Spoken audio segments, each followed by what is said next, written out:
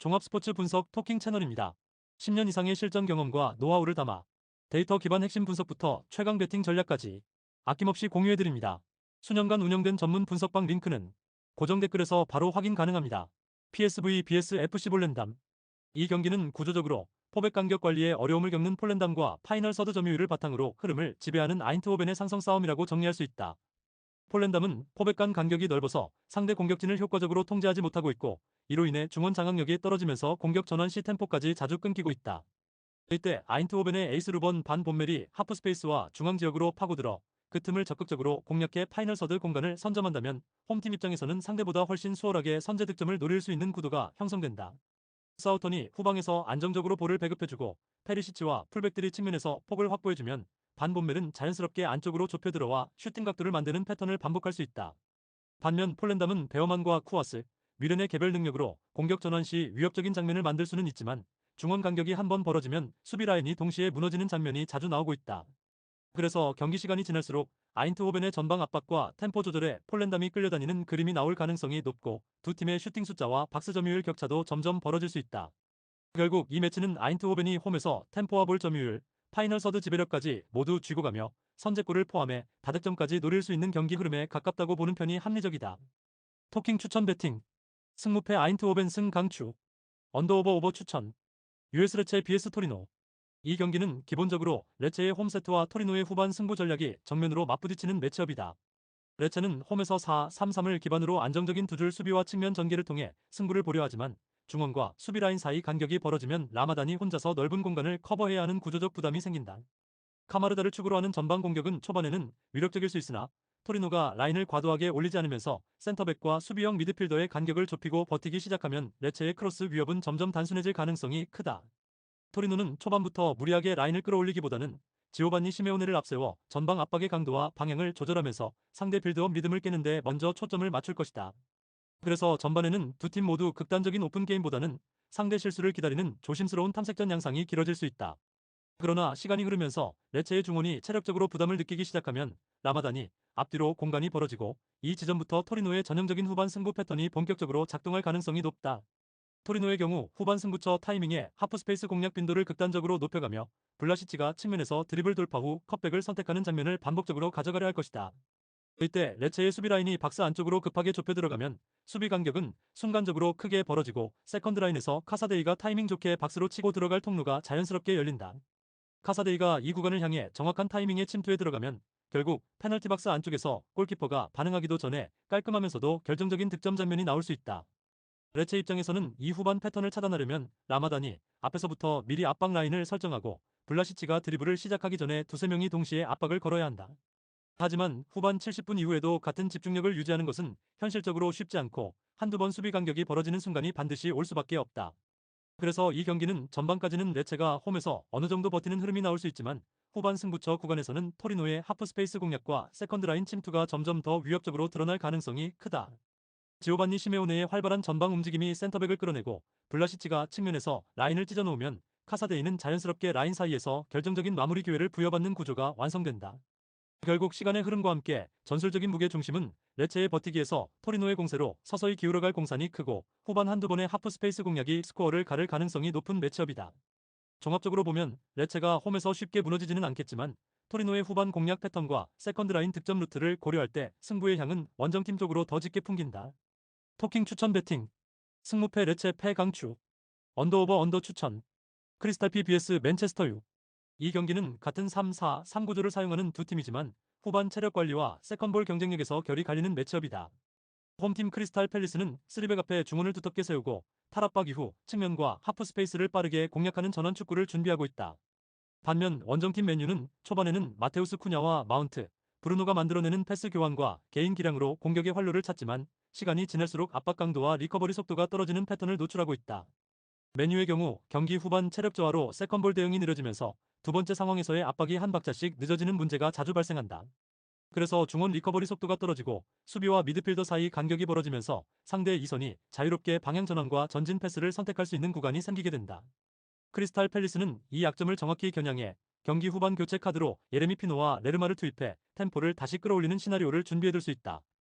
예레미 피노가 측면에서 안쪽으로 좁혀 들어오며 하프스페이스를 파고들고 레르마가 중원에서 압박 강도와 커버 범위를 넓혀준다면 후반에는 오히려 홈팀이 세컨볼 경합을 장악하는 그림이 그려질 수 있다. 이때 마테타는 박스 안에서 버티는 힘과 제공권을 살려 예레미 피노와 윙백이 만들어내는 크로스와 컷백 상황에서 최종 마무리 역할을 맡게 된다. 맨유는 여전히 브루노 페르난데스를 축으로 한 한 방의 패스와 세트피스에서 득점을 노릴 수 있지만 오픈 플레이에서 중원 간격이 벌어지는 순간에는 역습과 전원 상황에서 노출이 불가피하다. 크리스탈 팰리스 입장에서는 굳이 전반부터 무리하게 라인을 올리기보다는 중간 블록을 유지하면서 체력과 템포를 관리하고 맨유의 체력 저하 구간을 기다리는 운영이 더 합리적이다. 후반 중반 이후 예레미 피노와 레르마가 동시에 투입되며 템포가 한 번 더 올라가는 순간 지친 맨유 수비는 측면과 하프스페이스 양쪽을 동시에 케어하기 버거워질 가능성이 크다. 결국 크리스탈 팰리스의 히든카드인 예레미 피노와 레르마가 후반 교체로 들어와 템포를 끌어올린다면 세컨볼 경쟁에서 앞서는 쪽은 홈팀이 될 확률이 높고 그 흐름 속에서 박스 안에서의 결정적인 마무리 장면이 나올 수 있다. 이런 구도를 감안하면 초반에는 균형이 이어지더라도 후반 승부처로 갈수록 홈팀 크리스탈 팰리스 쪽으로 경기의 무게 중심이 천천히 기우는 시나리오에 무게가 실린다. 따라서 이 경기는 맨유의 전반 에너지와 후반 체력 저하, 그리고 크리스탈 팰리스의 교체 카드와 세컨볼 경쟁력 강화라는 흐름이 맞물리면서 홈 승리 쪽 기대값이 더 높아지는 매치업으로 해석할 수 있다. 토킹 추천 배팅. 승무패 크리스탈 팰리스 승 강추. 언더오버 오버 추천. 소시에다드 vs 비아레알. 이 경기는 기본적으로 점유 중심의 소시에다드와 구조적으로 준비된 침투 패턴을 가진 비아레알이 맞붙는 전술 싸움의 색채가 강한 매치업이다. 소시에다드는 4-1-4-2를 통해 미드필더 숫자를 확보하고 쿠보 타케우사와 오야르사바를 앞세워 상대 진영에서 볼을 오래 소유하려 할 것이다. 쿠보가 오른쪽에서 안쪽으로 좁혀 들어오면 풀백이 겹쳐 올라가면서 박스 근처에서 수적 우위를 만들 수 있고 오야르사발 역시 반대편에서 하프 스페이스로 움직이며 마무리 옵션을 제공한다. 하지만 이런 구조는 투리엔테스 한 명에게 너무 넓은 수비 범위를 요구하게 되고 특히 전원 상황에서 중앙과 하프 스페이스 사이 공간이 비어버리는 문제가 발생한다. 비아레알은 바로 이 지점을 파고들 준비가 되어 있다. 산티 코메사냐가 중앙 지역에서 측면 공간을 향해 대각선 침투에 들어가는 메잘라 형태의 무브먼트를 반복하면서 소시에다드의 최종 수비 라인을 옆으로 끌어내는 역할을 맡는다. 그 순간 제라르 모레노는 한 박자 늦게 박스 쪽으로 맞춰 들어가며 코메사냐가 내주는 라스트 패스를 그대로 마무리하거나 박스 안에서 한 번 더 방향을 틀어 슈팅각을 만든다. 소시에다드 입장에서는 코메사냐의 침투를 따라가자니 측면과 하프 스페이스가 동시에 벌어지고 투리엔테스가 커버 범위를 넓히자니 중앙에서의 압박 강도가 약해지는 딜레마에 빠지기 쉽다. 게다가 비아레알의 4-4-2는 수비 시에는 두 줄 수비로 안정적으로 버티다가 공을 뺏는 순간 중원 2명과 2명의 공격수가 동시에 전진하는 전원 패턴을 가져가 소시에다드의 높은 풀백 뒷공간을 빠르게 겨냥할 수 있다. 소시에다드가 홈 이점과 점유율에서 우위를 가져가더라도 박스 앞 압박이 느슨해지는 구간에서 코메사냐의 대각선 침투와 모레노의 연계 플레이에 당황하는 장면이 반복될 가능성이 크다. 특히 후반으로 갈수록 소시에다드 미드필더들의 왕복거리가 늘어나면 투리엔테스의 커버 범위는 더 넓어지고 하프 스페이스에서 나오는 이선 침투를 제때 잡아내지 못할 위험이 커진다. 반면 비아레알은 상대가 라인을 끌어올릴수록 코메사냐와 모레노의 조합을 활용한 빠른 전환 상황에서 한 번에 골문을 두드릴 수 있는 여지를 더 많이 갖게 된다. 전술적인 상성과 메잘라, 무브먼트의 위협, 그리고 제라르 모레노의 마무리 능력을 모두 감안하면 이 경기는 비아레알이 적은 찬스를 높은 효율로 가져갈 그림이 훨씬 더 선명하다. 소시에다드가 볼을 더 오래 소유하더라도 결정적인 장면에서 수비 라인의 대응이 반 박자씩 늦어진다면 결과는 원정팀 쪽으로 기울 가능성이 충분하다. 토킹 추천 배팅. 승무패 소시에다드 패 강추. 언더오버 오버 추천. GA 이글스 vs 위트레흐트. 이 경기는 위트레흐트의 전방 압박과 고 어헤드 이글스의 라인 간 침투, 그리고 역습 전환 속도가 정면으로 부딪히는 상성이다. 위트레흐트는 전방 압박의 출발점이 좋아 전방 3명이 동시에 달려들며 상대 빌드업을 끊는데 강점을 가지고 있다. 그래서 초반에는 위트레흐트가 점유율과 볼 점유 구간에서 우위를 가져갈 가능성이 높지만 그만큼 수비 라인이 뒤에서 따라 올라오는 타이밍이 늦어지는 문제가 함께 따라온다. 라인이 한 줄씩 올라오지 못하고 전방과 후방의 템포 차이가 벌어지면 라인 간 간격이 쉽게 벌어지고 파이널 서드 수비가 허무하게 무너지는 장면이 나온다. 바로 이 지점을 공략할 수 있는 카드가 고 어헤드 이글스의 키플레이어 마가렛이다. 마가렛이 위트레흐트 미드필더와 수비 라인 사이에 생기는 공간, 즉 벌어진 간격을 빠르게 점령한다면 상대 수비가 정비되기 전에 전방에서 결정적인 득점 기회를 생산해낼 수 있을 것이다. 브렘은 중원에서 첫 탈압박 이후 전방으로 찔러주는 패스의 질이 좋아 마가렛의 움직임과 에드바르드센의 버팀을 동시에 살려줄 수 있는 연결고리다. 에드바르드센이 중앙에서 몸싸움으로 버티며 공을 지켜주고 마가렛이 안쪽과 바깥쪽을 번갈아 침투하면 위트레흐트 수비는 커버해야 할 거리가 길어지고 선택지가 많아진다. 그 과정에서 한 번이라도 커뮤니케이션이 늦어지면 중앙과 측면 사이 하프 스페이스가 열리면서 고 어헤드 이글스가 박스 안에서 수적 우위를 만들 기회가 생긴다. 반면에 위트레흐트는 전방 압박을 유지하려면 체력 소모가 크기 때문에 후반으로 갈수록 압박 강도가 떨어지고 라인 간 간격이 더 넓어질 가능성이 크다. 고 어헤드 이글스 입장에서는 이 구간을 노려야 한다. 수비 블록을 견고하게 유지하면서 볼을 따냈을 때 브렘이 첫 방향 전환을 해주고 마가렛과 에드바르드센을 향해 전진 패스를 선택하는 단순하지만 효율적인 루트가 준비되어 있다. 그리고 홈 경기라는 점을 고려하면 초반에는 안정적으로 블록을 세운 뒤 점점 위트레우트의 라인이 벌어지는 순간을 기다리는 현실적인 접근이 가장 어울린다. 전술 구조와 라인 간 간격, 그리고 마가렛의 침투와 브렘의 연결 능력까지 종합해보면 이 매치는 전방 압박을 하는 쪽보다 그 빈틈을 공략하는 쪽이 더 유리한 상성에 가깝다. 결국 어느 쪽이 먼저 상대의 라인 간 간격을 찍고 파이널 서드를 장악하느냐의 싸움인데 그 역할을 수행할 수 있는 자원과 전환 구조는 고 어헤드 이글스가 더 선명하게 갖춰두고 있다. 토킹 추천 배팅 승무패 고 어헤드 이글스 승 강추 언더오버 오버 추천 SC 텔스타 vs 페이에노르트 이 경기는 텔스타의 구조적인 약점과 페이에노르트의 강점이 딱 맞물리는 상성이라는 점에서 처음부터 템포가 한쪽으로 기울어질 가능성이 높은 매치업이다.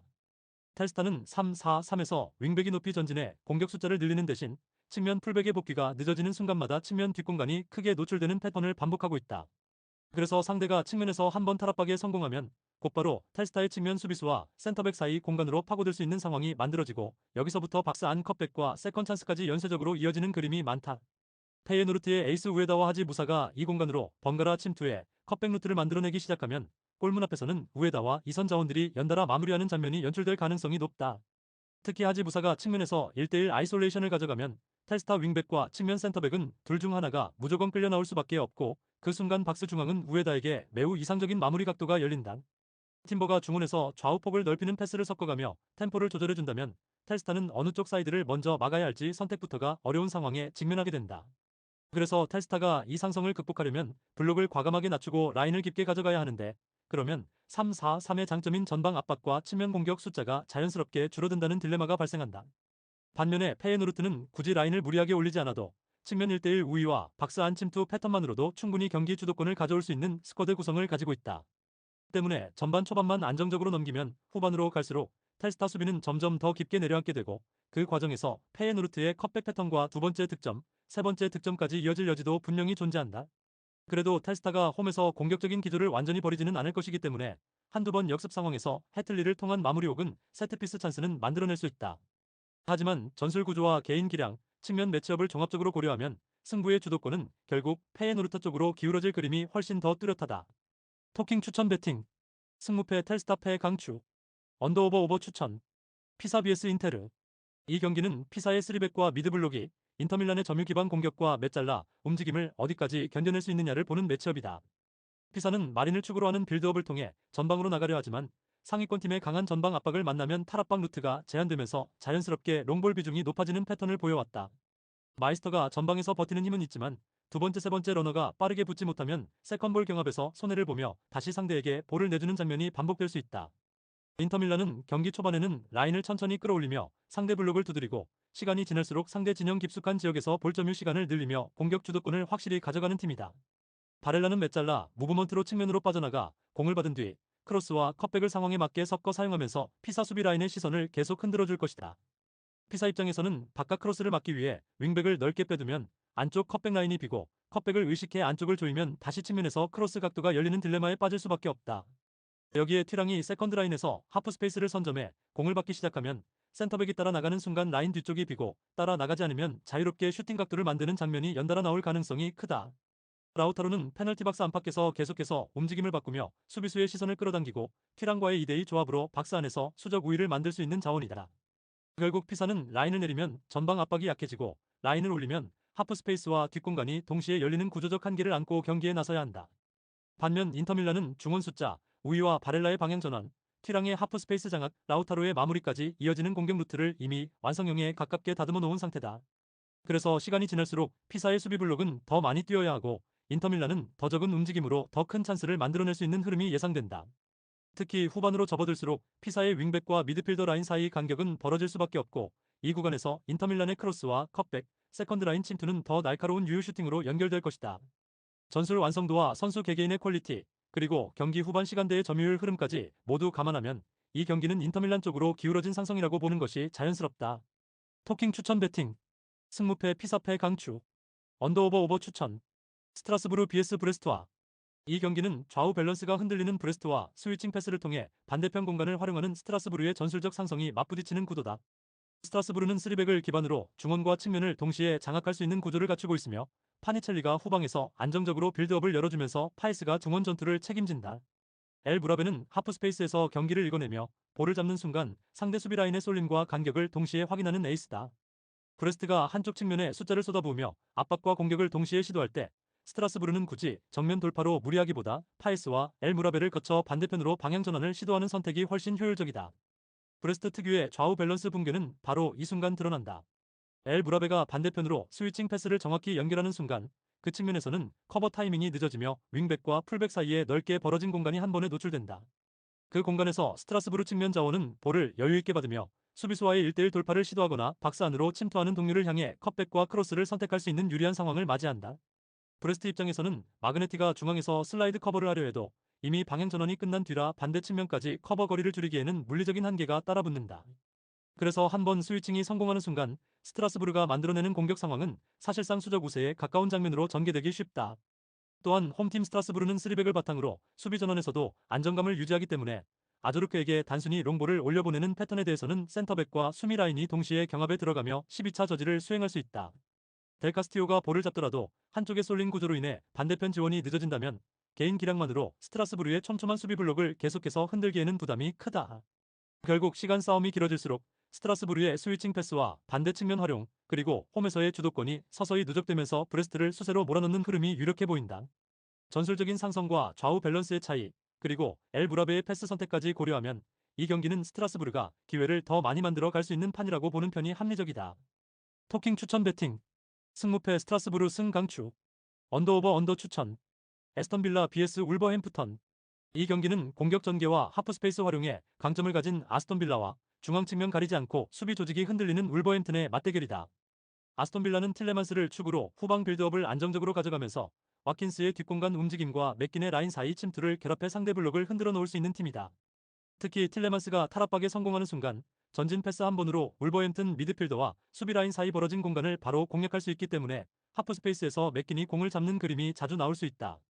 울버햄튼은 5-3-2 블록을 유지하려 하지만 수비와 미드필더 사이 간격이 자주 벌어지고 페널티 박스 측면 하프스페이스가 무인지대처럼 열리는 것이 가장 큰 문제다. 이렇게 공간이 벌어진 구조에서는 아스톤 빌라의 이선과 측면 자원들이 부담없이 볼을 받아 슈팅과 킬 패스를 시도할 수 있어 홈팀에게는 오히려 수월한 경기 운영 환경이 조성될 공산이 크다. 맥기는 이런 틈을 놓치지 않고 절묘하게 파고드는 스타일이라 중앙과 측면 사이 애매한 위치에서 공을 받아 다양한 득점 찬스를 만들어 나갈 수 있다. 와킨스가 수비 뒷라인을 끌고 나가고 틸레만스가 전개축을 좌우로 흔들어주면 맥기는 하프 스페이스에서 한 번의 터치 후 슈팅이나 마지막 패스를 선택할 수 있는 여유를 확보하게 된다. 울버햄튼은 스트란드 라르센과의 롱볼 연계, 세트피스를 통해 반격의 실마리를 찾으려 하겠지만 전체 블록이 뒤로 말려 들어가는 시간이 길어지면 전방과의 간격이 더 멀어지는 악순환에 빠질 위험이 크다. 중앙과 측면을 동시에 케어해야 하는 상황에서 울버햄튼 수비는 결국 어느 한쪽을 포기할 수밖에 없고 그 틈을 아스톤 빌라가 집요하게 공략할 가능성이 높다.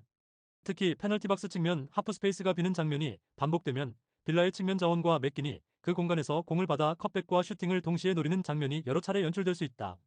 이렇게 되면 울버햄튼 골문 앞에서는 세컨드볼 정리도 제대로 되지 못한 채 연속된 슈팅과 크로스를 감당해야 하는 시간이 길어질 수밖에 없다. 반면에 홈팀 아스톤 빌라는 라인 간격을 유지하면서도 필요할 때는 템포를 조절해 불필요한 역습 허용을 줄이는 운영이 가능하기 때문에 스코어를 관리하는 측면에서도 상대보다 한 수 위의 경기를 펼칠 여지가 크다. 결국 수비 조직력의 차이, 하프 스페이스 관리 능력, 중원 간격 유지 능력에서 양팀의 격차가 분명한 만큼 흐름이 길어질수록 아스톤 빌라 쪽으로 경기 주도권과 득점 기대값이 함께 기울 가능성이 크다. 울버햄튼이 단 한 경기만에 수비 조직을 완전히 재정비하기는 현실적으로 어렵기 때문에 이번 매치업도 역시 불안한 수비를 노출하는 쪽과 이를 냉정하게 파고드는 쪽의 대결로 정리할 수 있다. 그렇기 때문에 아스톤 빌라 입장에서는 상대의 구조적인 약점을 정확히 알고 들어가는 경기이고 오히려 평소보다 더 수월하게 경기를 풀어나갈 수 있는 조건이 갖춰진 한 판이라고 볼 수 있다. 토킹 추천 배팅. 승무패 아스톤 빌라 승 강추. 언더오버 오버 추천. 노팅엄 vs 브라이턴 HA. 이 경기는 주중 일정을 소화하며 체력 부담이 쌓인 노팅엄과 공수 전환 속도에서 강점을 가진 브라이튼의 상성이 맞부딪히는 그림이다. 노팅엄은 말메와의 유로파리그 경기를 치르며 주전 자원들의 출전 시간이 길어졌고 그 여파로 라인 전체의 활동량과 수비 전환 속도가 떨어질 가능성을 안고 있다. 기본적으로 노팅엄의 수비는 두 줄을 형성해 중앙을 보호하려 하지만 더블 볼란치의 커버 범위가 제한적인 탓에 측면에서 볼을 잃는 순간 미드필더와 수비 라인 사이 간격이 한 번에 벌어진다. 이 틈은 미토마와 오라일리처럼 전환 상황에서 움직임을 가속할 줄 아는 자원들에게는 최고의 먹잇감이 된다. 브라이튼은 수비에서 볼을 탈취한 직후 중앙에서 한 번 거쳐가지 않고 곧바로 측면 또는 하프 스페이스 쪽으로 패스를 찔러 넣는 움직임이 좋다. 그래서 미토마가 터치라인 근처에서 공을 받는 순간 안쪽에서는 오라일리가 이미 오프 더 볼 무브먼트를 가져가며 웰백까지 합류하면 수비 입장에서는 누구를 먼저 잡아야 할지 선택을 강요받게 된다. 노팅엄의 느린 수비 전환과 브라이튼의 빠른 공수 전환 패턴이 맞물리면 한 번 역습이 시작될 때마다 박스 근처에서 수적 열세에 몰리는 장면이 반복될 수 있다. 특히 후반으로 갈수록 노팅엄의 체력 저하가 뚜렷해지면 1차 압박이 헐거워지고 미드필더 라인도 자연스럽게 박스 앞으로 내려앉게 되면서 브라이튼의 이선 침투를 제어하기가 더 어려워진다. 미토마는 측면에서 드리블로 시간을 만들고 오라일리는 그 사이 하프 스페이스를 점유하며 타이밍 좋은 침투와 슈팅 각도를 만들어내는 유형이라 전환 상황에서 상대 수비의 빈틈을 날카롭게 파고들 수 있다. 노팅엄이 홈 경기라는 이점 덕분에 초반에는 강한 압박과 에너지로 맞불을 놓을 수 있겠지만 유럽 대회 후유증과 스쿼드 뎁스를 고려하면 경기 전체를 같은 강도로 끌고 가기는 쉽지 않다. 브라이튼은 이런 경기에서 라인을 무리하게 올리기보다는 중원에서 볼을 끄는 뒤 두세 번의 패스로 곧바로 박스 근처로 진입하는 현실적인 선택을 할 가능성이 크다. 결국 시간이 지날수록 노팅엄의 수비 전환이 느려지고 브라이튼의 전환 속도와 이선 움직임이 더 선명하게 드러나면서 역습과 빠른 빌드업을 통해 여러 차례 결정적인 찬스를 만들 수 있는 구도가 그려진다. 노팅엄 입장에서는 세트피스와 우드의 제공권을 활용해 한 방을 노려야 하는 경기지만 오픈플레이 전체 흐름에서 실점 위험이 더 크게 느껴지는 쪽은 노팅엄이다. 브라이튼이 전환 패턴을 통해 주도권을 쥐고 노팅엄은 체력 저하와 전환 속도 문제가 겹치며 후반으로 갈수록 실점 리스크가 누적되는 양상이 될 가능성이 높다. 따라서 전술 상성과 체력 상황, 그리고 공수 전환의 완성도를 종합해보면 이 경기는 브라이튼 쪽으로 기대값이 기우는 승부라고 해석하는 편이 자연스럽다. 토킹 추천 배팅. 승무패 노팅엄 패 강추. 언더오버 오버 추천. 웨스트햄 vs 리버풀. 이 경기는 내려앉는 3-4-3 웨스트햄과 높은 라인과 점유 기반 4-2-3-1 리버풀의 맞대결이라는 점에서 전형적인 블록 vs 점유 구도가 그려진다. 웨스트햄 입장에서는 리버풀의 전방 퀄리티를 감안하면 과감하게 라인을 올려 압박하기보다는 수비 라인을 내려 블록을 단단히 유지한 뒤 역습과 세트피스로 맞불을 놓는 편이 훨씬 현실적인 선택이다. 특히 체력적으로는 리버풀이 챔피언스리그 일정까지 소화하면서 분명한 피로 누적이 있는 상황이라 웨스트햄은 굳이 템포를 끌어올리지 않고 루즈한 경기 흐름을 유도하며 상대의 체력을 더 깎아내리는 운영을 가져갈 가능성이 크다. 그래서 웨스트햄은 초반부터 파울과 터치라인 플레이, 세컨드볼 경합을 늘려 리듬을 끊어내고 페르난데스가 탈압박 이후 보엔 쪽으로 방향 전환 패스를 넣어주는 전형적인 역습 패턴을 노릴 것으로 보인다. 반면에 리버풀은 살라와 에키티케를 중심으로 전방에서 계속 움직임을 가져가며 맥앨리스터가 하프라인 근처에서 템포를 조절하고 좌우로 패스를 분산시키는 방식으로 웨스트햄 블록을 두드릴 것이다. 하지만 리버풀의 약점은 여전히 역습 대응이다 보니 웨스트햄이 라인을 과도하게 올리지 않는 이상 오히려 리버풀이 일방적으로 몰아붙이는 것처럼 보여도 뒷공간에서 위기가 동시에 열리는 장면이 반복될 수 있다. 웨스트햄은 강팀 리버풀을 상대로 승점 3점까지 욕심내기보다는 홈에서 승점 1점만 챙겨도 충분히 만족할 수 있는 상황이라 굳이 승부를 일찍 터뜨리기보다는 스코어를 촘촘하게 묶어두려는 심리가 강하게 작용할 것이다. 그래서 이 경기는 한쪽이 크게 벌려나가는 오픈게임보다는 전반에는 탐색전과 세트피스 위주의 찬스 몇 번, 후반에는 체력 싸움 속에서 서로 한두 번씩 결정적인 장면을 주고받는 흐름으로 흘러갈 가능성이 높다. 리버풀이 기술적으로는 분명 우위에 있지만 체력 부담과 전원 수비의 허술함 때문에 끝까지 라인을 올려 무리하게 승리를 가져오려 하기보다 어느 순간에는 리스크를 관리하는 선택을 할 여지도 있다. 웨스트햄 역시 리버풀의 화력을 잘 알고 있기 때문에 선제골을 넣더라도 라인을 올려 추가골을 노리기보다는 오히려 더 뒤로 물러나 블록을 다지는 쪽을 선택할 확률이 크다.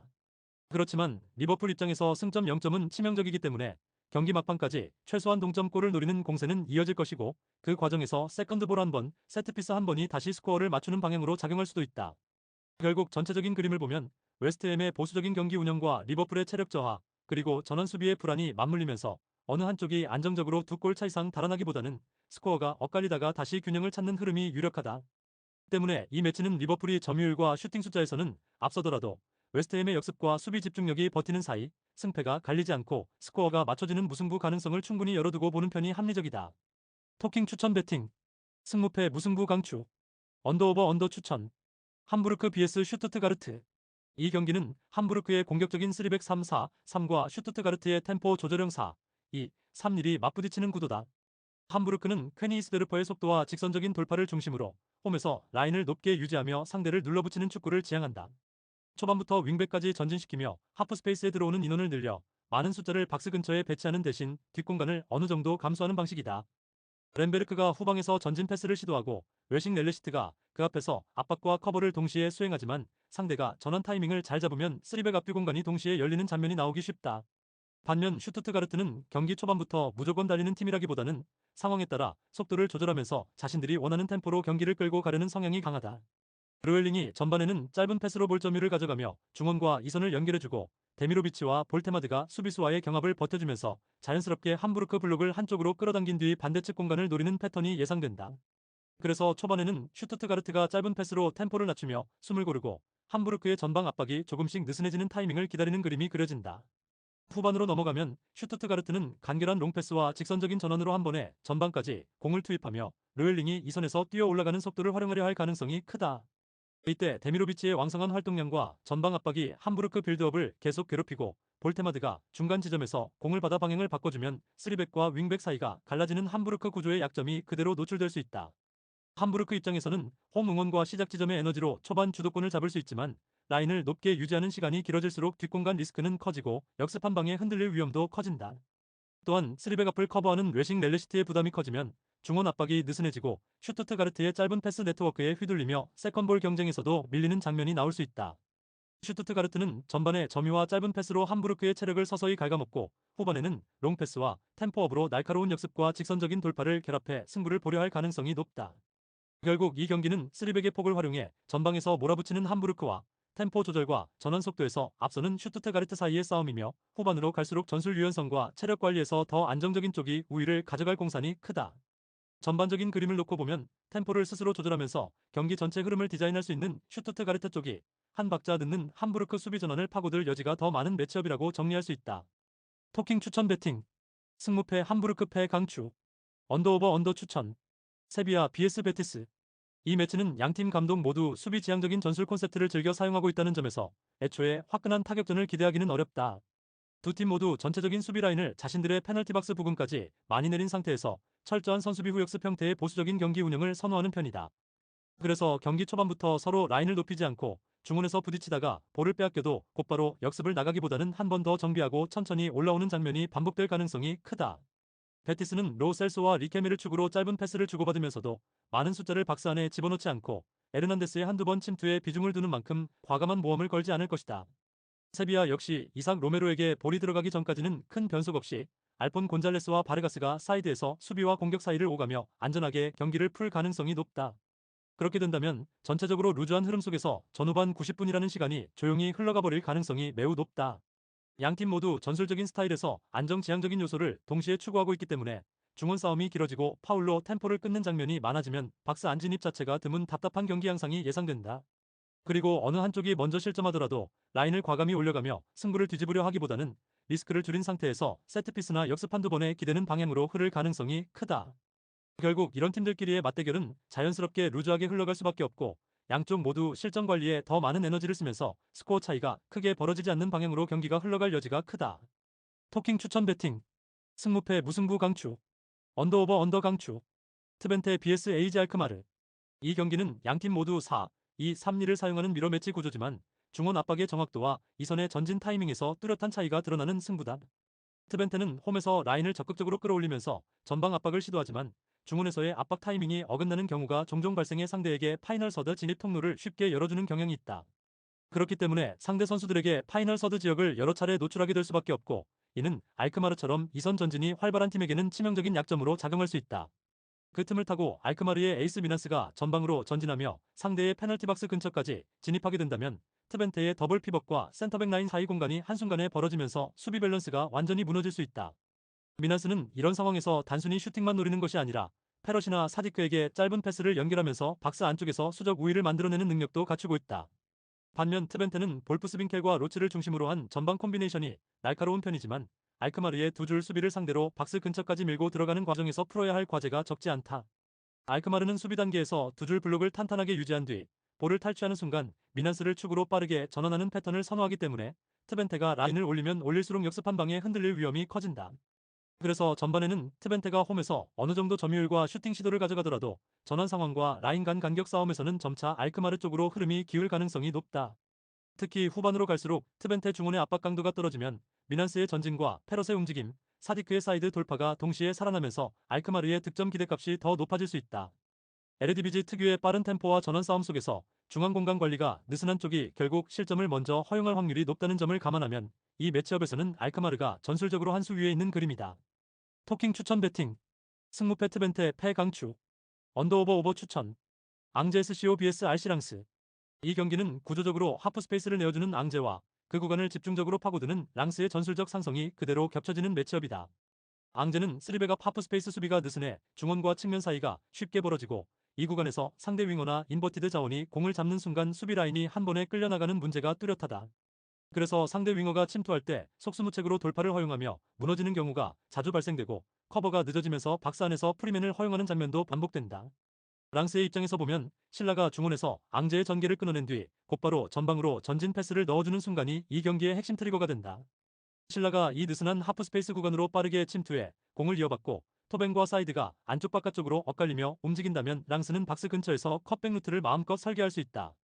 결국 신라가 이 구간으로 빠르게 침투해 컷백 루트를 만들면 랑스에게 결정적인 찬스가 연달아 나올 것이다.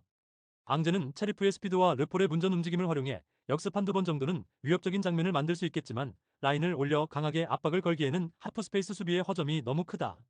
랑스는 신라를 축으로 한 중앙 압박과 토뱅 사이드의 침투 패턴 덕분에 시간이 지날수록 상대 하프 스페이스를 반복해서 두드리며 슈팅 볼륨을 늘릴 수 있는 구조를 갖고 있다. 특히 전환 상황에서 랑스는 측면에 공이 전달되면 윙백까지 겹쳐 올라가 2대1 상황을 만들고 그 상태에서 컷백과 낮은 크로스를 반복해 두 번째, 세 번째 찬스까지 만들어낼 수 있다. 앙제가 라인을 내리고 블록을 촘촘히 쌓는데 성공하더라도 하프 스페이스 커버 타이밍이 늦는 특성상 박스 바깥에서의 자유로운 크로스와 슈팅을 완전히 차단하기는 쉽지 않다. 반면에 랑스는 한 번 리드를 잡으면 신라를 중심으로 중원에서 템포를 조절하면서 위험 구간에서의 반칙 관리와 라인 조절까지 병행해 경기 흐름을 자기 쪽으로 고정시키는 데 능한 팀이다. 그렇기 때문에 경기 시간이 길어질수록 앙제 수비 라인은 후반 체력 저하와 함께 커버 타이밍이 더 늦어지고 하프 스페이스에서 한 번에 찍히는 장면이 늘어날 위험이 크다. 종합하면 전술적인 상성과 하프 스페이스 활용 능력, 그리고 중원 압박의 안정감을 모두 고려했을 때 이 경기는 랑스가 주도권을 쥐고 찬스를 더 많이 만들어낼 가능성이 높은 흐름이다. 토킹 추천 배팅 승무패 앙제패 강추 언더오버 오버 추천 르하브르 AC BS 릴 OSC 이 경기는 후방 빌드업 속도가 느린 르하브르와 전방 압박 타이밍을 기가 막히게 맞춰 탈압박 실수를 유도하는 릴이 맞붙는 상성 구도라는 점이 가장 먼저 눈에 들어온다. 르하브르는 수비형 미드필더 아래에서부터 짧은 패스로 출발하지만 상대 압박이 강해질수록 볼이 자연스럽게 골키퍼 방향으로 내려가며 빌드업 속도가 더 느려지는 경향을 보여왔다. 이때 릴 이치로와 하랄손을 전방 압박의 1차 기준점으로 세우고 펠릭스 코레이아가 측면에서 안쪽으로 들어오며 패스 루트를 잠그면 르하브르는 중앙과 측면 어느 쪽으로도 시원하게 탈출하기 어려운 그림이 그려진다. 르하브르 입장에서는 사마타를 향해 롱볼을 사용하는 선택을 할 수 있지만 세컨볼 경쟁에서 릴의 더블 볼란치와 이선이 빠르게 위로 올라오면 두 번째 볼을 지키기조차 버거울 수 있다. 특히 후방 빌드업 과정에서 센터백과 수비형 미드필더 사이 패스 교환이 길어질수록 릴의 전방 라인은 압박 강도를 한 단계 더 끌어올리며 실수를 유도하고 짧은 패스가 끊기는 순간 곧바로 지루 쪽으로 전개를 시도할 것이다.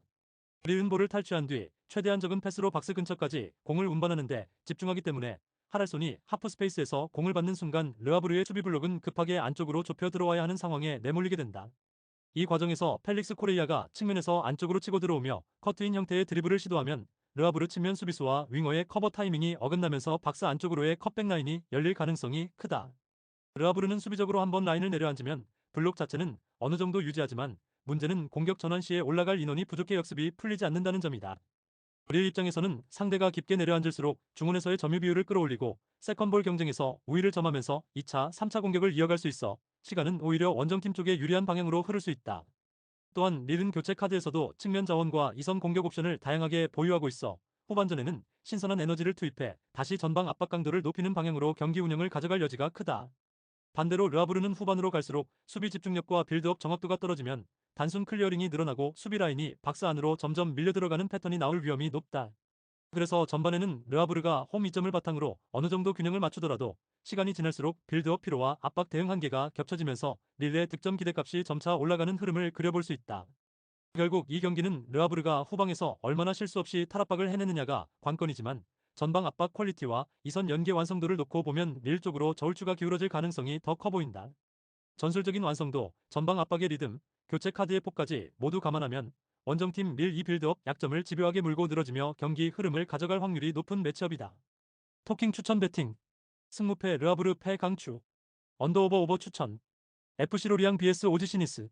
이 경기는 같은 3-4-3을 쓰더라도 수비 조직력과 전환 밸런스에서 극단적인 차이를 보이는 두 팀의 맞대결이다. 홈팀 로리앙은 수마노와 토신의 움직임, 아베르겔의 투지를 앞세워 어느 정도 공격 장면을 만들 수 있지만 13경기 27실점이라는 숫자가 보여주듯 3백 수비 조직이 완전히 붕괴된 상태에 가깝다. 라인을 올릴 때에는 윙백이 동시에 전진하면서 측면과 하프 스페이스가 동시에 열리고 라인을 내릴 때에는 박스 앞에서 공만 쫓다가 두 번째 패스에 쉽게 무너지는 패턴이 반복된다. 특히 실점 이후에는 전방 압박이 급격히 약해지고 뒤에서는 수비 라인이 박스 안으로만 파고들며 중원과 수비 라인 사이가 텅 비는 장면이 자주 나온다. 반면에 원정팀 니스는 부다위를 중심으로 중원과 이선을 묶어내며 케빈 카를로스와 보가의 움직임을 통해 앞선에서 계속 위협을 가하는 구조를 가지고 있다. 보가가 좁은 공간에서 1대1 돌파로 수비를 끌어당기면 부다위가 그 틈을 파고들거나 반대편에서 케빈 카를로스가 피지컬을 활용해 세컨 찬스를 마무리하는 그림이 그려진다. 리그 16위 강등권에 놓인 로리앙 입장에서는 홈에서 라인을 올리지 않을 수도 없지만 그 선택 자체가 니스의 전환 공격에 더 취약해지는 결과로 이어질 가능성이 매우 크다. 부다위를 축으로 한 니스의 공격 퍼포먼스를 로리앙의 현재 수비 조직력이 전후반 90분 동안 버텨낼 수 있을지에 대해서는 객관적으로 의문부호가 붙을 수밖에 없다. 또한 니스는 교체 자원에서도 폭이 넓어 후반 중반 이후 한 번의 스피드와 압박 강도를 끌어올리는 카드가 존재하는 반면 로리앙은 교체로 흐름을 바꾸기보다는 단순 체력 보충에 그치는 경우가 많다. 그래서 경기 시간이 지날수록 수비 집중력이 무너지는 쪽은 로리앙일 가능성이 높고 니스는 템포를 조절하다가 후반에 속도를 올리며 추가골을 노리는 운영을 선택할 여지가 크다. 결국 이 매치는 전술적인 세밀함보다도 300의 구조적 안정성과 교체 자원의 깊이, 그리고 90분 동안 유지되는 압박 강도의 차이가 승부를 가를 경기라고 보는 편이 합리적이다. 그 구조 안에서 강등권에서 흔들리는 로리앙의 3백 수비보다 부다위를 중심으로 한 니스의 공격 조직과 벤치 전력이 더 견고하고 날카로운 쪽에 속한다는 점은 분명한 포인트다. 토킹 추천 배팅. 승무패 로리앙 패 강추. 언더오버 추천. 첼시 vs 아스날 FC. 이 경기는 겉으로 보기에는 같은 4-2-3-1 대결이지만 실제로는 고정형 스트라이커 첼시와 펄스9 활용 아스날의 구조적 차이가 승부를 가르는 매치업이다. 첼시는 델랍을 축으로 전개를 풀어나가려 하겠지만 델랍이 계속해서 최전방에 고정되는 패턴이 강해 내려와서 중원 싸움을 도와주는 장면은 제한적일 가능성이 크다. 그렇기 때문에 엔소 페르난데스와 이선 미드필더들이 상대 이선과 수적 동수를 맞추는데 그치거나 오히려 라인 간격이 벌어지며 압박 타이밍을 놓치는 상황이 자주 연출될 수 있다. 반면 아스날은 메리노를 최전방에서 이선 쪽으로 내려오게 만들면서 펄스9 전술을 적극적으로 활용하고 있다. 이 펄스9 전술이 가동되는 순간 전방 공격수가 미드필더 숫자 싸움에 가담해 줌으로써 중원에서 수적 우위를 확보하고 자연스럽게 볼 점유율을 끌어올리는 효과를 얻는다. 그리고 볼 점유율만 늘어나는 것이 아니라 에제와 메리노가 2대1 원투 패스를 주고받는 루트가 열리면서 하프 스페이스에서 한 번의 연계로 첼시 수비 라인의 오프사이드 트랩을 절묘하게 벗겨내는 장면이 나올 수 있다. 첼시 센터백들은 메리노를 어디까지 따라가야 할지 애매한 상황에 놓이고 엔소는 내려오는 메리노와 중앙에서 볼을 풀어주는 에제를 동시에 의식해야 하는 부담을 안게 된다. 이때 트로사르는 메리노가 비워둔 최전방 뒷공간이나 반대편 하프 스페이스로 날카롭게 침투하면서 수비 뒷공간을 직접 파고드는 선택을 가져가게 된다. 그래서 한 번의 원투 패턴으로 첼시의 일선 압박을 벗겨낸 뒤 메리노가 이선에서 다시 공을 받으면 그 다음 패스 한 번으로 트로사르 혹은 에제에게 결정적인 찬스를 열어줄 수 있는 구조가 완성된다. 첼시는 이런 움직임에 맞서 라인을 내리면 중원 압박이 무너지고 라인을 유지하려 하면 메리노의 내려오는 움직임을 따라 나갈 수밖에 없어 어느 쪽을 선택해도 부담이 커지는 딜레마에 빠진다. 특히 후반으로 갈수록 엔소와 이선 미드필더들의 왕복거리가 늘어나면 펄스9에 의한 수적 우위와 패스 템포 차이가 더 심해질 가능성이 높다. 아스날은 이런 흐름에서 볼 점유율을 유지하면서도 이선 침투와 하프 스페이스 마무리를 동시에 노리는 전형적인 적은 찬스를 높은 효율로 가져가는 경기 운영을 선호한다. 첼시가 페드로 네토의 속도를 통해 전환 공격을 노려보겠지만 중원 싸움에서 밀리는 시간이 길어질수록 네토에게 안정적으로 볼이 전달되는 장면 자체가 줄어들 수밖에 없다. 결국 이 경기는 누가 더 많은 슈팅을 가져가느냐보다는 누가 더 준비된 패턴으로 수비 라인을 흔들어 내느냐의 싸움이며 그 지점에서 펄스9 전략을 완성도 있게 활용 중인 아스날 쪽으로 무게가 쏠린다. 전술적인 상성과 미드필더 숫자, 싸움, 그리고 원투 패턴을 바탕으로 한 오프사이드 트랩 붕괴까지 감안하면 아스날이 유리한 경기 퍼포먼스를 보여줄 가능성이 높다고 판단된다. 토킹 추천 배팅. 승무패 첼시 패 강추. 언더오버 추천. 프랑크푸르트 vs 볼프스부르크. 이 경기는 전형적으로 전방 연계와 이선 침투의 완성도가 높은 프랑크푸르트와 라인 간격 관리에 어려움을 겪고 있는 볼프스부르크 수비 조직이 정면으로 부딪히는 매치업이다. 프랑크푸르트는 홈에서 버카르트와 도알리츠를 중심으로 압박 강도를 끌어올린 뒤 빠르게 볼을 회수하고 곧바로 전방을 향해 전진 패스를 꽂는 직선적인 전개를 선호한다. 버카르트는 3백과 윙백 사이 채널을 노리는 대각선 침투를 적극적으로 활용할 것이며 한 번 뒷공간이 열리면 박스 안에서 반박자 빠른 슈팅으로 곧바로 마무리를 시도할 수 있다. 도알리치는 오른쪽 혹은 중앙 이선에서 공을 잡는 즉시 안쪽으로 파고들며 상대 볼란치와 센터백 사이 공간을 파고드는 드리블과 패스로 볼프스부르크 수비 블록을 흔들 준비를 마친 상태다. 바오야는 상대 수비의 시선을 끌어당기면서 1대1에서 탈압박을 시도하고 그 과정에서 생기는 순간적인 수적 우위를 활용해 박스 근처로 파고들 수 있는 통로를 만들어줄 수 있다. 볼프스부르크는 3백을 기반으로 미드필더 라인을 넓게 쓰며 역습 상황에서 쾌미르를 향한 전진 패스를 노리겠지만 빌드업 과정에서 볼을 잃는 순간 곧바로 측면과 하프 스페이스가 동시에 노출될 위험이 크다. 야키치가 중원에서 압박과 수비 가담에 힘을 실어주더라도 라인 간격이 한번 벌어지기 시작하면 프랑크푸르트의 이선 자원들이 그 사이 공간을 차지하는 시간이 더 빨라질 수 있다. 특히 볼프스부르크가 11경기 동안 21실점을 허용하고 있다는 점은 단순한 일시적 부진이 아니라 시즌 초반부터 수비 조직과 라인 유지에 구조적인 문제가 쌓여왔다는 신호로 해석할 수 있다. 반면 프랑크푸르트는 선발뿐 아니라 교체 카드에서도 공격적인 옵션이 풍부해 후반전에 신선한 윙어와 이선 자원을 투입해 지친 수비 라인을 다시 한번 두들길 수 있는 여유를 갖고 있다. 그래서 경기 양상이 길어질수록 교체 싸움에서도 프랑크푸르트 쪽으로 저울추가 기울 가능성이 크고 볼프스부르크는 스코어가 밀리는 상황에서도 벤치에서 확실한 변수를 던지기 어려운 한계를 드러낼 수 있다. 볼프스부르크가 할 수 있는 최선은 라인을 지나치게 올리지 않고 중원에서의 1차 압박을 촘촘하게 가져가며 최대한 블록 안쪽으로 들어오는 패스를 차단하는 것이다. 하지만 버카르트의 침투와 도알리치의 인사이드 돌파, 바오야의 1대1 돌파가 한 번에 맞물리는 구간이 생기면 3백 수비는 개별적으로 튀어나오면서 간격이 더 벌어지는 악순환에 빠질 위험이 크다. 프랑크푸르트 입장에서는 초반부터 압박 강도를 높여 볼프스부르크 수비진에게 실수와 파울을 유도하고 전반부터 첫 골을 만들어낸 뒤 교체 카드로 템포를 조절하는 시나리오가 가장 이상적이다. 그럼에도 불구하고 볼프스부르크가 역습 상황에서 쾌미르를 축으로 한두 번 날카로운 장면을 만들 수는 있지만 전체적인 수비 조직과 라인 유지력의 격차까지 메우기는 쉽지 않아 보인다. 종합적으로 보면 전방 연계와 교체 뎁스, 그리고 수비 조직 안정감까지 고려했을 때 이 경기는 프랑크푸르트가 홈에서 경기 내용과 결과를 동시에 가져갈 가능성이 높은 흐름이다. 토킹 추천 배팅. 승무패 프랑크푸르트 승 강추. 언더오버 언더 추천. 아탈란타 vs 피오렌티나. 이 경기는 서로 3백을 쓰는 팀끼리의 맞대결이지만 후반으로 갈수록 어느 쪽이 하프 스페이스를 더 효율적으로 사용하는지에서 승부가 갈릴 가능성이 크다. 아탈란타는 전반부터 스카마카를 축으로 전방 압박과 빠른 전개를 가져가겠지만 진짜 색깔은 후반 중반 이후 측면 공격 비중을 높이면서 드러나는 팀이다.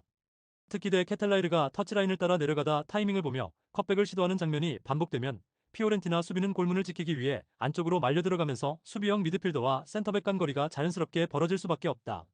그때 세컨드 라인에서 파살리치가 하프 스페이스로 침투해 들어가면 페널티 박스 안과 가장자리에서 아탈란타가 수적 우위를 바탕으로 한 결정적인 슈팅 찬스를 여러 번 가져갈 수 있는 구조가 만들어진다. 스카마카는 크로스와 컷백 상황 모두에서 타점 싸움과 리바운드에 강해 첫 번째 슈팅에서 끝나지 않더라도 세컨드 찬스로 다시 한번 마무리를 시도할 수 있는 자원이다. 피오렌티나는 모이스킨과 구드문드손, 파지올리를 중심으로 역습과 빌드업을 동시에 노리겠지만 라인을 끌어올리는 과정에서 측면과 하프 스페이스 뒤 공간이 열리면 아탈란타의 후반 공세를 버텨내기 쉽지 않다. 그래도 피오렌티나가 가진 개인기와 킨의 뒷공간 침투, 파지올리의 전진 패스를 감안하면 경기 내내 전혀 기회를 만들지 못하는 흐름은 아닐 것이다. 하지만 세리에어 특유의 타이트한 1대1 마킹과 세컨드 라인 싸움에서 아탈란타는 이미 측면 컵백 세컨드 침투라는 분명한 패턴을 구축해 놓았고 후반으로 갈수록 이 패턴의 위력이 더 커진다는 것이 핵심이다. 특히 무게감 있는 홈 분위기 속에서 전방 압박 강도와 두 번째 줄 침투 타이밍이 맞아떨어지면 피오렌티나의 3백 라인은 수비 간격을 유지하는 데 점점 더 어려움을 느낄 수 있다. 그래서 이 경기는 전반에는 서로가 서로를 탐색하며 균형 있는 흐름을 보이더라도 후반 중반 이후부터는 아탈란타가 측면 공세를 강화하면서 상대 수비를 깊숙이 밀어넣고 그 틈을 파살리치와 스카마카가 활용하는 그림으로 기울 가능성이 높다. 반면에 피오렌티나는 전개 템포를 조절하면서 라인을 일정 수준 이상 올리려 할 텐데 그 과정에서 볼을 잃는 순간마다 아탈란타의 역습과 측면 전환에 노출되는 위험도 함께 감수해야 한다. 그래서 전체적인 전술 상성과 후반 체력 분배, 하프 스페이스 관리 능력을 종합적으로 놓고 보면 이 매치업에서는 아탈란타 쪽으로 기대값이 조금 더 크게 열려있다고 보는 편이 합리적이다. 토킹 추천 배팅. 승무패 아탈란타 승 강추. 언더오버 언더 추천. 셀타비고 vs 에스파뇰. 이 경기는 3백 기반의 셀타비고가 체력 저하 상태에서 빌드업을 이어가야 하는 상황과 해볼만한 상대로 판단한 셀타비고를 상대로 에스파뇰이 전방 압박을 극대화하려는 상황이 정면으로 충돌하는 매치업이다. 셀타비고는 평소대로라면 파블로 듀란과 이아고, 아스파스를 중심으로 3-4-3 구조에서 폭을 넓게 쓰며 공격적으로 나설 수 있지만 루도고레츠 원정 이후 주축 자원들의 체력 소모가 누적된 상태라 라인을 높게 유지하는 데 리스크가 크다. 윙백이 전진하고 모리바가 전진 드리블을 시도하는 장면까지는 만들어지겠지만 공을 잃는 순간 수비로 돌아가는 속도가 예전 같지 않아 쓰리백 앞과 옆 공간이 동시에 노출되는 그림이 자주 나올 수 있다. 반면 에스파뇰은 이런 상대를 압박 타깃으로 보기 좋은 조건이라 전반부터 로베르토 페르난데스가 센터백을 계속 흔들고 하비 푸아도와 페페 밀라가 측면과 하프 스페이스에서 압박 라인을 맞춰 올라갈 가능성이 크다. 볼을 빼앗는 위치가 하프라인 윗선 혹은 셀타비고 수비와 미드필더 사이가 되는 순간부터는 에스파뇰 입장에서는 두세 번의 패스로 바로 박스 안을 공략할 수 있는 상황이 열린다. 셀타비고 수비진은 이미 유럽 원정으로 인한 피로 누적과 경기 일정 압박 때문에 이런 강도 높은 전방 압박을 90분 내내 버텨낼 수 있을지에 대해 의문이 붙는 상황이다. 특히 쓰리백이 좌우로 벌어지는 순간 수비형 미드필더가 커버해야 할 범위가 넓어지는데 체력이 떨어진 상태에서는 태클 타이밍과 마킹 전환이 한 박자씩 늦어지며 파울이나 실점으로 직결될 위험이 크다. 에스파뇰 더블 볼란치는 압박이 흘러나온 볼을 다시 주워 담으면서 세컨볼 경쟁력을 유지하고 그 지점에서 다시 전진 패스를 선택해 2차, 3차 공격을 이어가는 그림을 만들 수 있다. 후반으로 갈수록 체력 저하가 더 심해지는 쪽은 유럽 원정까지 치른 셀타비고일 가능성이 높고 에스파뇰은 벤치에서 신선한 에너지를 가진 이선 자원을 투입해 전방 압박의 강도를 한 번 더 끌어올릴 수 있다. 이 과정에서 셀타비고는 자연스럽게 라인을 더 내리며 버티는 시간대를 가져가게 되고 아스파스의 개인 기량에 의존한 역습 한두 번 외에는 주도권을 되찾기 어려운 흐름으로 흘러갈 여지가 크다. 반대로 에스파뇰은 스코어를 앞서게 되면 전방 압박 강도는 유지하되 라인 간격을 조금 더 촘촘하게 유지하면서 셀타비고의 빌드업 실수를 기다리는 운영으로 경기를 관리할 가능성이 높다. 결국 이 경기는 체력적인 여유와 전방 압박 강도, 그리고 높은 위치에서 볼을 탈취한 뒤 곧바로 박스 안을 공략하는 에스파뇰의 전술 패턴이 쓰리백과 윙백에 의존하는 셀타비고의 빌드업 구조를 얼마나 강하게 흔들어 놓느냐가 핵심이 될 경기다.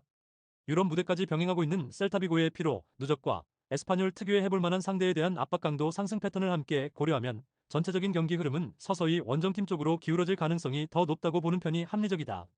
토킹 추천 배팅. 승무패 셀타비고 패 강추. 언더오버 오버 추천. 프라이부르크 vs 마인츠오.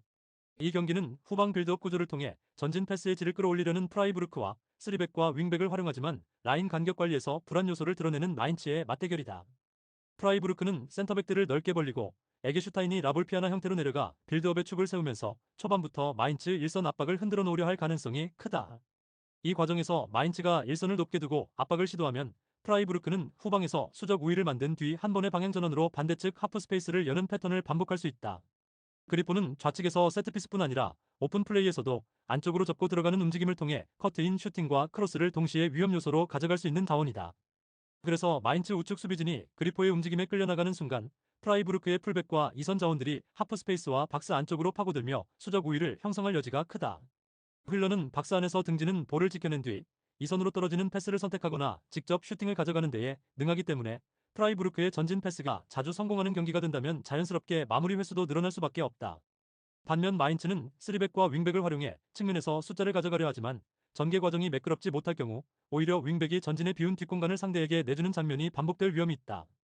시부와 이재성이 중원에서 탈압박과 전진 패스를 동시에 책임져야 하는 구조라서 프라이부르크가 중원 압박 강도를 높이면 마인츠의 첫 패스가 끊기고 그 순간부터는 후퇴 수비에 쫓기는 흐름이 될 가능성이 높다. 게다가 프라이부르크는 후방 빌드업 완성도가 높기 때문에 한번 압박을 풀어낸 뒤에는 마인츠의 12선 라인을 동시에 넘어가는 전진 패스를 쉽게 선택할 수 있는 구조를 갖고 있다. 그래서 시간이 지날수록 마인츠 입장에서는 라인을 올릴 수도 내릴 수도 애매한 딜레마에 빠질 여지가 크고 이 애매함이 곧 간격 관리 실패와 세컨 상황 대처 미흡으로 이어질 수 있다. 프라이부르크가 홈에서 초반부터 빌드업의 안정감을 바탕으로 점유와 템포를 장악한다면 마인츠는 전방 압박과 라인 유지 사이에서 흔들리며 파울로 끊거나 롱볼에 의존하는 시간이 길어질 수 있다. 그렇게 되면 쓰리백 구조가 가진 장점보다 전환 상황에서의 뒷공간 노출이라는 단점이 더 부각되면서 프라이부르크의 하프 스페이스 침투와 박스 근처 콤비 플레이가 반복적으로 기회를 만들어낼 여지가 크다. 결국 이 매치는 후방 빌드업과 전진 패스의 질라인 간격 관리 전환 속도까지 종합했을 때 프라이부르크가 마인츠보다 더 완성도 높은 경기 운영을 보여줄 가능성이 높은 구도라 볼 수 있다. 토킹 추천 배팅. 승무패 프라이부르크 승 강추. 언더오버 오버 추천. 아약스 vs 흐로닝언. 이 경기는 조직적인 전개와 중앙 침투 패턴이 강점인 아약스와 전방 압박 타이밍이 느리고 라인 간격 관리에 약점을 드러내는 흐로닝언의 맞대결로 볼 수 있다. 흐로닝언은 전방 압박이 한 박자 늦어지는 장면이 반복되면서 미드필더와 수비 라인 사이 공간이 자연스럽게 벌어지고 여기서부터 문제가 시작된다. 전방에서 압박을 나갔지만 뒤가 함께 따라 올라가지 못하면 파이널 서드 라인 커버가 무너지면서 중원 공간을 상대에게 그대로 내주게 되고 이 공간이 곧 실점의 전초기지가 된다. 그래서 흐로닝어는 중원에서의 대인 압박이 풀리는 순간 상대 이선에게 슈팅 각도와 마지막 패스를 동시에 허용하는 경우가 많고 박스 앞에서 여유를 주는 실수가 반복되고 있다. 바로 이 구간을 향해 아약스의 에이스 라울 모로가 침투에 들어가는 그림이 가장 위험한 시나리오다. 라울 모로는 측면에서 출발하더라도 전방 압박이 비켜간 그 타이밍에 맞춰 중앙으로 파고들며 볼을 받는 움직임에 강점이 있다. 프로닝원의 전방 압박이 한 박자 늦어 수비 간격이 벌어지는 순간 라울 모로가 그 틈을 놓치지 않고 중앙으로 침투한다면 결국 페널티 박스 안 혹은 그 바로 앞에서 자유로운 슈팅각을 확보하는 장면이 자주 나올 수 있다.